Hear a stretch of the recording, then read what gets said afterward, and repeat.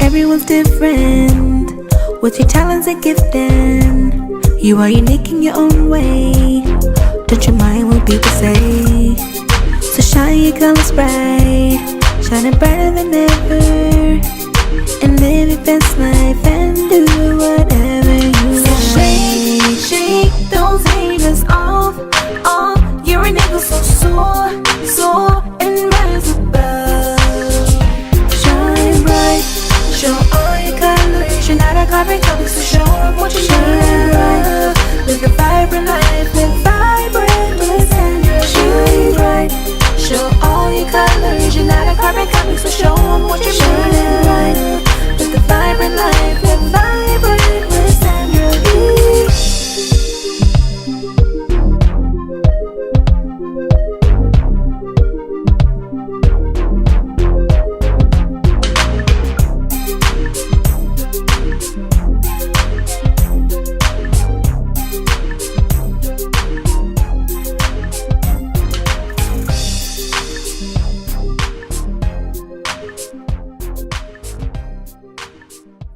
Hello, everybody. I'm Eric J. Chambers, and welcome to the Vibrant Talk Show. I am the guest host today. Why? Because I am here to interview the host, Dr. Sandra V. Nelson. She has a brand new book that's on the verge of coming out. It's called Arise from Ruins, a renovation of a signature woman. Dr. Nelson, welcome to your own show. Yes, thank you so much. Thank you for being here. Well, it's my pleasure to be here, and I'm impressed with what you're doing here. And of course, first of all, before we even get into the book, tell the people who are watching this for the first time what the Vibrant Show is all about. Okay. Basically, we interview celebrities, we interview athletes, authors, entrepreneurs, community leaders, anyone who, my motto is I love success stories. So I have a great level of respect for people who have built from the ground up.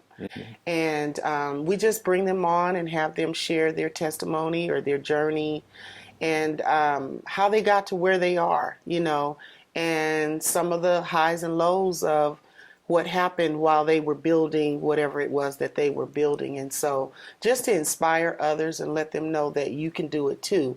If you have a dream in your heart, you have a vision, something that you want to manifest in the earth, you can do it too. So how did you start the show? What was the impetus for starting it? Basically, I just, like I said, really have a love for people who are innovative, they're trendsetters, trailblazers, and just in prayer got an inclination that I want you to do a talk show. Oh, you want me to do a talk show? I don't know anything about doing a talk show.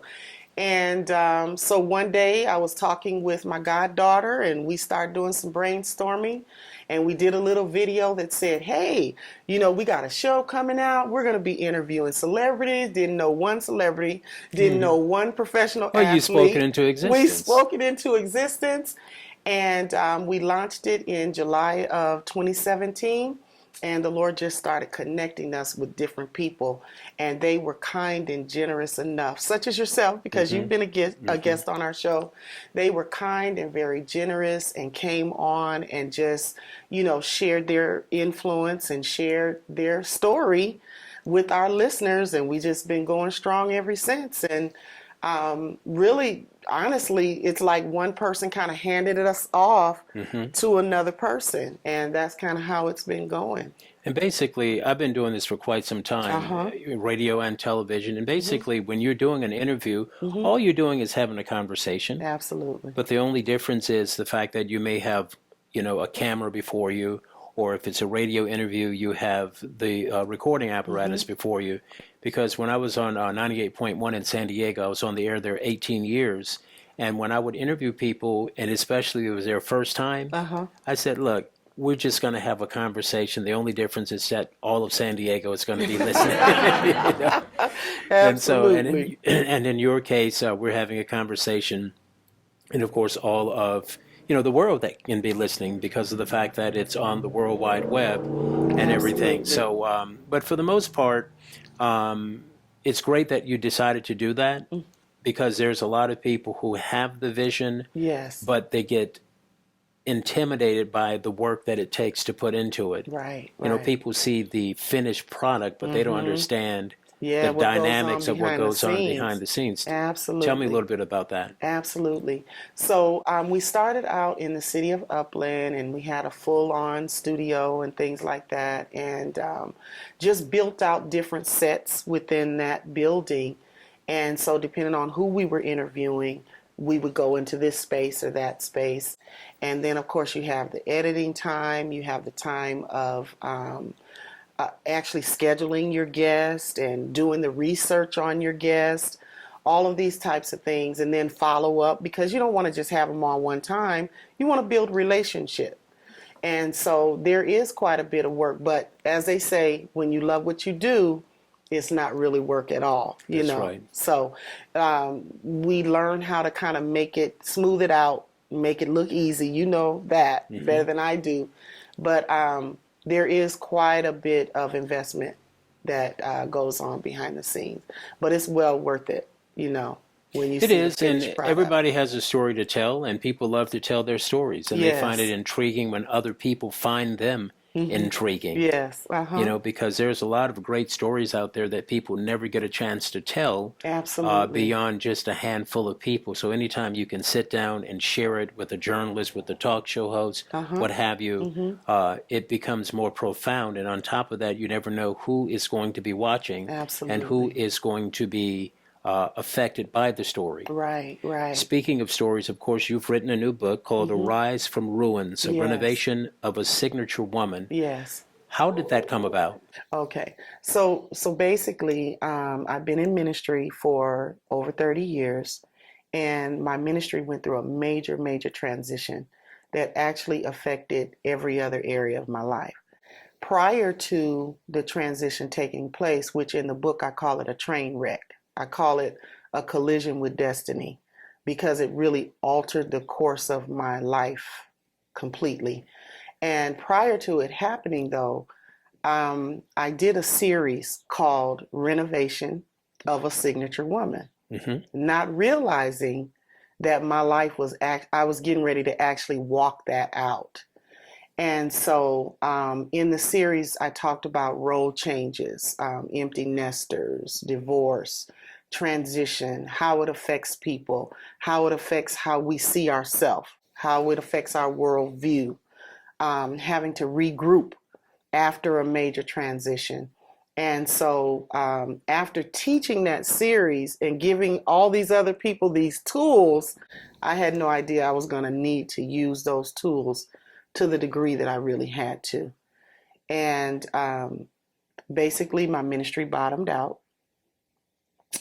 And a lot of the people that I had invested in, including family, basically left through a chain of events.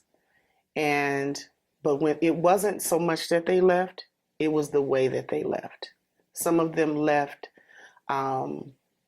with slinging mud, as I call it, with accusation. Some of them left with betrayal. They left through abandonment, rejection, and it really impacted me in some ways that I couldn't have contemplated. It impacted me emotionally, psychologically. How did it affect your faith? Because anytime you're going through something like this, especially church hurt, Yes. you have a tendency to, at times, like, Lord, is it even worth it? How did it affect your faith, and how did you maintain your faith at the same time? Okay. It didn't necessarily affect my faith in the Lord, but it did absolutely affect my faith in people and relationships. And so I dealt with a lot of days of crying. It attempted to create distrust in me. It attempted to reinforce abandonment issues that I already had as a child.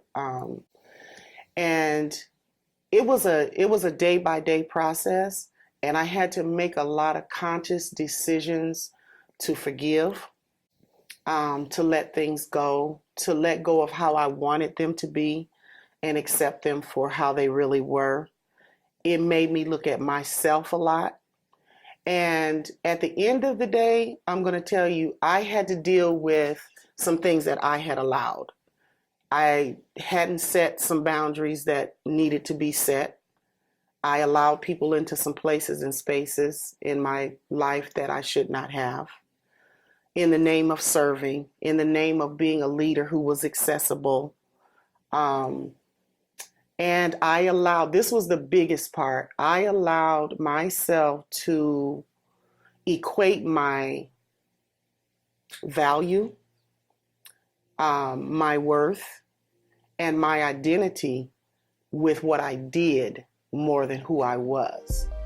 And so when the changes came, I discovered there were so many layers to how I had allowed myself to get overly involved, more involved than I should have. I went above and beyond in the name of wanting to please the Lord, in the name of trying to be available to people, and just really to make full proof of my ministry and my call. Rise from Ruins, renovation of a signature woman. Enjoy the story of the author's life-altering experience of a collision with destiny. You will identify with the effects of role changes and the need for a fresh start. See how her life was stripped down to the studs. Read on to experience the escape of the dangers of being in love with an idea. Walk through the wilderness and discover the power of miracles. Then sit ringside to watch about with bitterness. From bitterness to betterment. This is a read for men and women alike. Available on Amazon.com.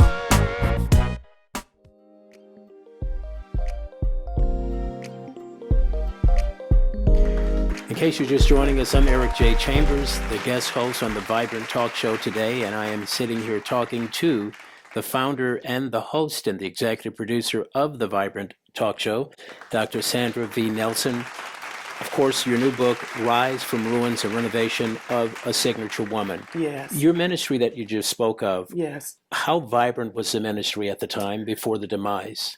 It was thriving. We were doing a lot of community outreach, a lot of training and cultivating leaders, raising up leaders, cultivating family, couples. It was doing extremely, extremely well. And it kind of, sometimes there's an undercurrent that you don't realize is going on amongst you. And so I also dealt with what we call the PK syndrome, because my children were very vital in what I did. And that was another mistake that I made, was taking for granted that because I had a mandate, because I have this call and this vocation, that they were automatically engrafted into that.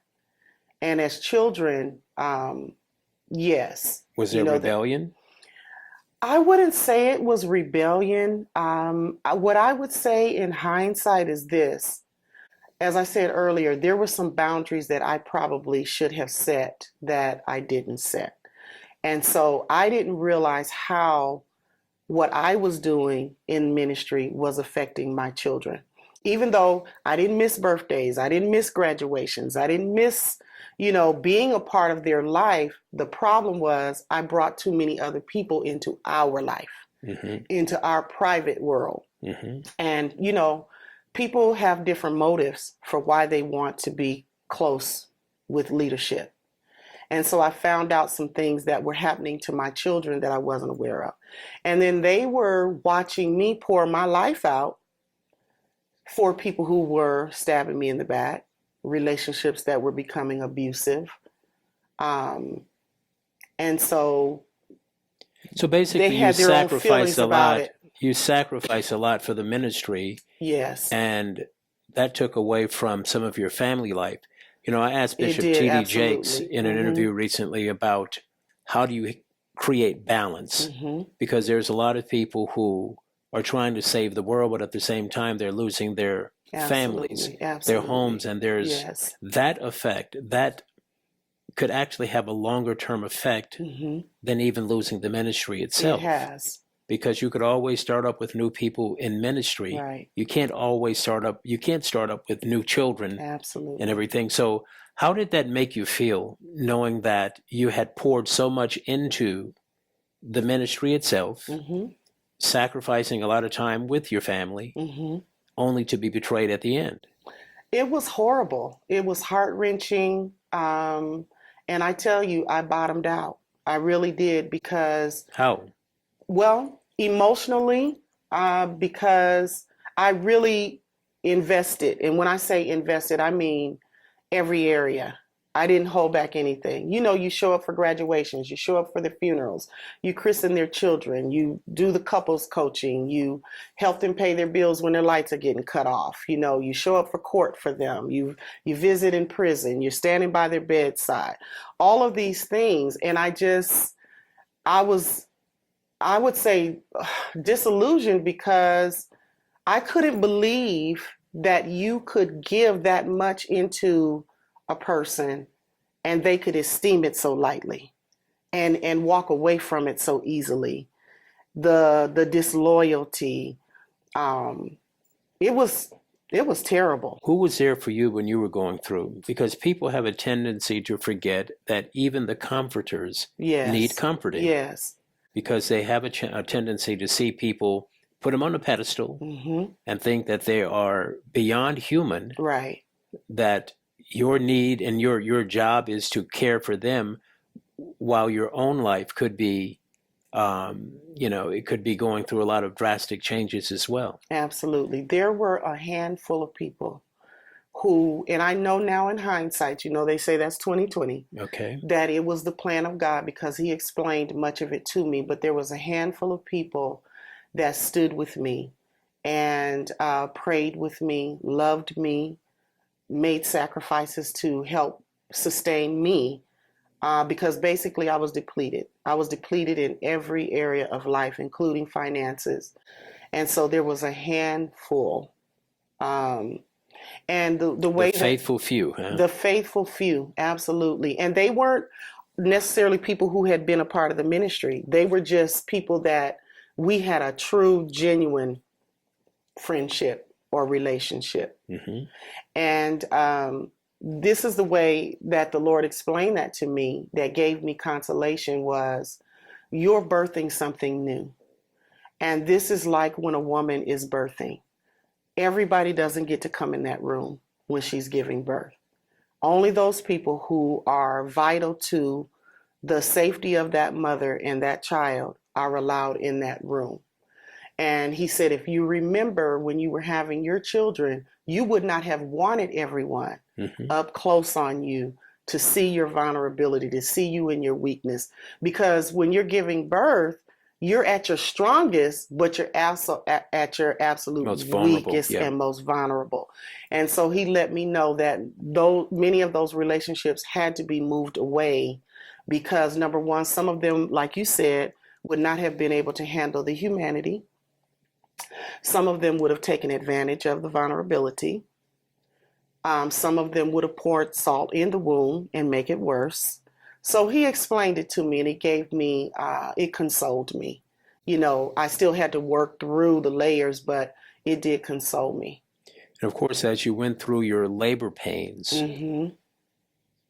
the great thing about it is you gave birth to new ideas and new visions. Absolutely. So in order to get to, you had to go through. Absolutely. I couldn't have said it better. Yeah. So expound on that for me. You know, going back to this birthing room, you know, when a woman is giving birth, she's actually dying. A part of her is dying to bring that child forth. And And a lot of people don't realize how dangerous how dangerous it is. giving how birth dangerous it is. Absolutely. And that's exactly the way it was. And so it was raw, it was cold, it was bitter, it was hard. There were days that I thanked God that I had become a life coach because, again, I was able to use the tools that I had been using to help other people. I had to turn that medicine on me and use those tools to get myself through the different stages of the grief. Because grief is grief, loss is loss. And depending on how much you valued what you lost, you're going to grieve. You're going to grieve. And so it was very difficult, but through the grace of God, that handful of people who loved me unconditionally and But how did emotionally, how did you feel as you were going through that? Hurt, devastated, fragmented. And I remember one day that it I guess was like the height of it all. I was in my living room where I meet God. At that time, I was meeting him a lot there. And I felt this horrible presence come in. And I knew that it was the enemy. And he said to me, I've taken your family. I've taken everything you've worked for the last 30 something years. I've taken your building. I've taken all the furnishings of the building. Your money is gone. A lot of your friendships are gone. I've taken everything. And he said to me, and now I'm here to take your mind. And I tell you, something rose up in me, Eric, when he said that. I knew that I had to take my power back. Mm-hmm. Because that was all I had left, was my sanity, if that makes sense to you. And something rose up in me, and I know it was the Spirit of the Lord, and I said, no, I don't think so. And though I had been praying all along, it was a supernatural strength that came up. And I just began to pray in the Spirit, and I began to call back the pieces of myself that were seemingly scattered everywhere. Mm-hmm. So call your peace back, call your joy back, call back your ability to love, call back your ability to trust, call back your ability to forgive, call back your creativity, call back your worth and your value. All of this that has leaked out or seemingly, left you, call it back to yourself. And I began to use the coaching tools that I knew to integrate the parts of myself that were shattered. Well, a lot of times we don't realize that as we're on this journey in life, when we're ministering to others, that eventually we're going to have to double back and use those same methods to minister to ourselves, to self-medicate. Absolutely. I've been down that old dusty road before as well. Absolutely. And it can be a very lonely road. It is. But the important thing is that you're a survivor. Yes. Yes, you were broken, but there's a saying that broken crayons still color. So even though you were a broken crayon, you were still able to color. Yes. And you're still coloring right now, and it's vibrant. Absolutely.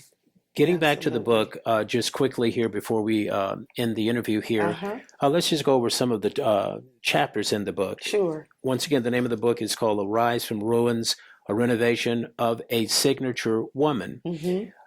There's a chapter, number 3, is called Down to Studs. Yes. Explain what that's about. Okay.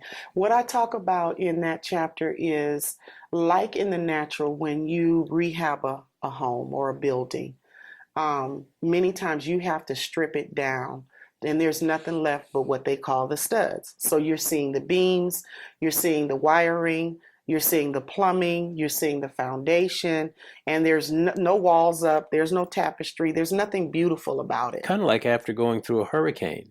Absolutely. Like a hurricane going through your life, or a twister. Absolutely. And sometimes all you see left is the framing. Absolutely. And maybe some studs and stuff, and the foundation is always most certainly going to be there. Yeah. And so that's pretty much how my life was. But what I found out was, what the Lord showed me was, what you have left after the shaking, or after the tornado, or after the collision with destiny, or however you want to term it, what you have left is what you now build with. You strengthen that which remains. And so he let me see that the foundation was in place, but there were some cracks there. He let me see where some wiring and things need to be rewired, if that makes sense. There were some things that I had to tweak about my life before he could start putting the flooring back in, before the walls could go back up. You know what I'm saying? And so he had me to deal with all those things. And I met myself at the basis level. And this is what I discovered. I had some cracks. I had some things that I needed to tweak.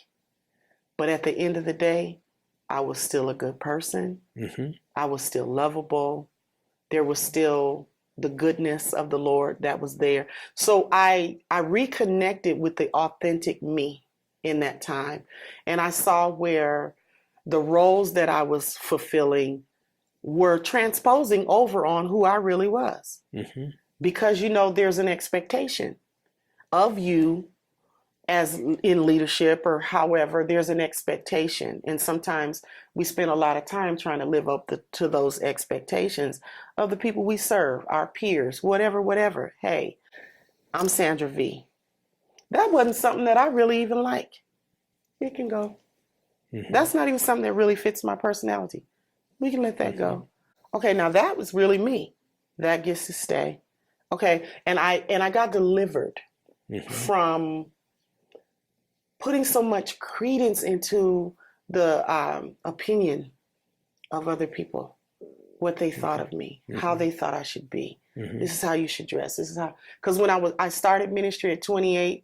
So at 28, you want to be respected. So you dress older, you try to carry yourself more mature and all this, so you can be embraced by the elders and all that. That stuff wasn't even me. And so I was able to clear my life out of a lot of drama and a lot of stuff that really didn't even fit or suit the authentic me. There's a saying that I created called my personal Katrina. I'm from New Orleans, and you saw, everybody knows what Hurricane Katrina Absolutely did. Yes. And there are times in life when we go through our personal Katrinas, when we're standing on the rooftop of our lives and our marriages and our relationships, waving the white flag, just saying, somebody, please lower the helicopter. Yes. And it seems like you went through that. I did. And they refused to lower the helicopter They for didn't you. come. But nevertheless, you are a survivor. I am a survivor. And as a result, you decided, okay, they didn't do it, but between me and God, we're going to renovate this. Absolutely. But this time we're going to do it the way that God wants it, Yes. not the way that Sandra V wants it. Absolutely. You also have a chapter in it called From Bitterness to Betterment. Oh, yeah. Apparently that has something to do with that, where I'm sure there's some bitter feelings there, but you know that all that does is eat away on the inside of you. It does. Expound on that for me. With that, there's a story that I share in there in the book about Naomi, in the book of Ruth. And a lot of times the focus is on Ruth and the focus is on Boaz. But my experience was zeroing in on Naomi, because Naomi made a statement in there that was so profound for me. She had lost her husband, her 2 sons, and all she was left was with these daughter-in-laws. And one of the daughter-in-laws decided she would go on back to her life. But she had Ruth, who said, no, I'm staying with you. Your God's going to be my God. Your people are going to be my people. And so she allowed her to stay. And Ruth didn't look like much. But Ruth's name means refreshing or refreshment. So when Naomi left home, she was a woman of nobility. She had a husband, she had sons. And, in that culture, that's how the woman, gets her inheritance and all of these things. It gives her credence. It gives her honor and respect and all of that. Well, she lost all that. And when she returned back home, all she came back with was this young girl that didn't look like much, but she refused to leave her. And when she got back there to greet the people who knew her before she left, she said, don't call me Naomi. She said, because Naomi means pleasant or pleasantness. She said, call me Mara, because the Lord has dealt bitterly with me. So what she was saying is, and she said it, she said, I went out full, but I came back empty. And that just impacted me so, because my situation may not have been the same as hers, but she had allowed her experience to get in her and make her bitter. And like you said, we know bitterness is like a poison. And I had to deal with the bitterness. I had to forgive. I had to let go. I had to release. I had to accept relationships for what they were and not what I wanted them to be. I had to accept that I could love someone to the degree that I did that didn't love me to that degree. All of these things. So I had to do that internal work to say, I don't want to be bitter. I can't change any of what's happened, but I can change how it affects me. And I don't want to be bitter. I want my peace. I want my joy. And I'm going to make a decision to allow these things to make me stronger, greater, better, wiser. And I chose that route as opposed to sitting someplace, being angry, being bitter, continuing to be isolated, hating on people, looking at their progress and being envious or jealous or whatever. No, that's Well, the not what I Bible want says for to rejoice myself. with those who rejoice. And Absolutely. I don't quite get it when you have people who get jealous and envy of others Uh-huh. because they see the glory, but they don't know the story of what it Oh, took my goodness. Say Sandra that. V to be Sandra V. They don't Absolutely. know what it's taken Eric J. Chambers to be what I Absolutely. just like when people see the Emmys and the Golden Mics and all of Mm-hmm. that, Mm-hmm. but they don't know the story that I lost my wife, my daughter, my car, my home. I lost everything except my mind. That's it. But as a result, I was able to fight my way back through it. And it Yes. seems like you've been able to do the same thing. Yes, And absolutely. and the way that I look at it, Sandra, is my philosophy is you prepare for war in a Mm-hmm. time of peace. Mm-hmm. Mm-hmm. So all those years in which you were preaching the gospel, Mm-hmm. learning the gospel, going to gospel events, Yes. religious events, you're preparing for war then. And so when the enemy attacks, that's when you have to put on the full armor of God Oh, and the yes. breastplate of Oh, righteousness. yes. Uh-huh. Because too many times when we get in that rut, we forget Yes. because it's all about what we're going through now. But that's when you have to dig way down Mm-hmm. and pull up all of those learnings that take you all the way back to childhood. You're right about it. That's the way that I've been able to get over some of the travails that have happened in my life. Sure. We have just a few short more minutes here, but we'll go over a couple more quick chapter titles. A Uh-huh. Glimpse of a New Woman. Yes. What does that look like? Wow. I can remember a day of seeing the old person with all of her pain. She was passing away, and the peace was coming back, and the joy was coming back, and the celebration of life was coming back. And I realized a lot of the drama that I was dealing with was gone. A lot of the weight I was carrying was gone. And I began to see a lighter person. I began to see a person who was more relaxed, more comfortable with who she was, more comfortable in her own skin. A woman who was freed up to pursue some of her own goals, some of her own dreams. But And how did so, you get to that point? Apparently you had to go through a lot of things to get to that point in your life. oh, definitely, definitely. It was a lot of letting go. Mm-hmm. It was a lot of dying to, in all honesty, and to make it really simple, acceptance. One of the things we teach in coaching is that there is power in acceptance. So when we can accept something or someone or even ourselves for who or what they or it or we really are, peace comes with that. Mm-hmm. Freedom comes with that. We're not trying to force anything. Um, we're not trying to force pieces that don't really fit. We're not trying to make something happen that shouldn't happen because it should look a particular way to us. And so I just really relaxed and became more comfortable with who I was because I was more connected with who I am, more so than who everybody thought I was going to be, this image that I had to uphold. Not that I was faking it per se. Mm-hmm. It's a role, Mm-hmm. like any other profession. You play a role. And so when I started to get a glimpse of her, I was much happier. I discovered things about myself that I really like. I discovered new hobbies. I discovered new gifts and talents. Began enjoying things that I had been passing up in order to get to the next event, get to the next accomplishment, get to the next part of the vision, get to the next whatever.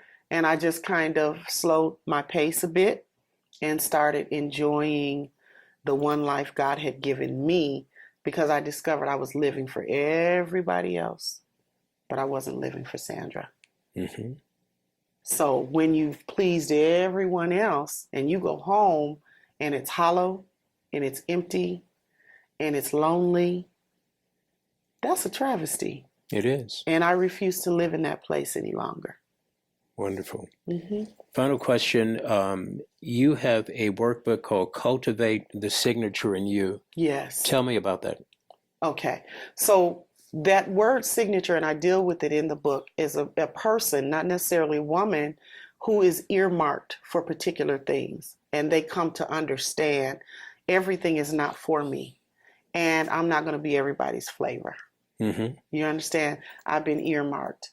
And I was on a plane, and the Lord spoke that to me as I was looking out the window. He said, you've been earmarked for some very particular things, and you have to cultivate those things, because you can invest in a lot of stuff. But it was like, I want you to hone in on the things that you're earmarked for and begin to develop yourself in those areas. And so I give exercises in the book, self-discovery tools in the back. There's a journal in the back of the book that allows people to do this self-discovery process. Eliminate what's not the authentic you. Incorporate what's the authentic you. Because when your life goes through a transition like that, really what you're left with, what didn't leave you, is really a part, they're components of who you really are. Not all the fluff, not all the fringe, not all the stuff people see. And so he was like, cultivate those aspects of who you are. And it makes you a happier person, more fulfilled. You feel more whole. And again, more connected with your creator, what you were created for, what he incorporated in you. Like you said, not what Sandra V wants it to be, Mm-hmm. but what the two of you have determined Mm-hmm. it's supposed to be. And so I give those tools in there in the book, how to cultivate the authentic self. And finally, is this book for men as well? Yes, it is. It is. Tell me about that. Tell me who your target audience is with the book. It's for male and female, and basically it's for anyone who has suffered some sort of a loss that has caused them to be traumatized. Anyone who's gone through some sort of a transition and now they're trying to recreate the life, a new life or another version of their life. Anyone who has kind of lost sight of who they are, what their purpose is, what their destiny is, and just learning how to heal from the loss, learning how to rebuild again, understanding that roles do change and you can still have fulfillment even at a new time and season in your life. Mm-hmm. So yeah, it's for anyone who they're trying to gather their life back, regain their power back, get back in sync with their self, get back in sync with their own goals, their own dreams, while they're trying to help other people. And especially those, like in your case, who are dealing with what I call church PTSD, you know, that church hurt. Absolutely. Because you go to church, it's supposed to be a spiritual hospital. Yes. But sometimes we may go in there with a slight ankle sprain and come out as With a double cast up to the amputee. hip. Double amputee. I've been down that old road before. Yes. And so, but we just want to let people know that help is on the way. And on top of that, it's books like this that can help you to get back on the road to a more better you. Yes. And hopefully, if that is your story and you're going through some stuff, this book, Arise from Ruins, the Renovation of a Signature Woman, will be just what the doctor ordered. Finally, tell the people where the book is available and how it can be picked up. Yes. They can primarily go to risefromruins.com. And if you order there, you'll get a printed copy and it'll be signed. You can also get it on Amazon.com and any place that they sell ebooks and printed books. Very easy to access. And of course, you're available for speaking opportunities as well. Yes. Tell the people about that as well. They can also contact me there at risefromruins.com. Okay.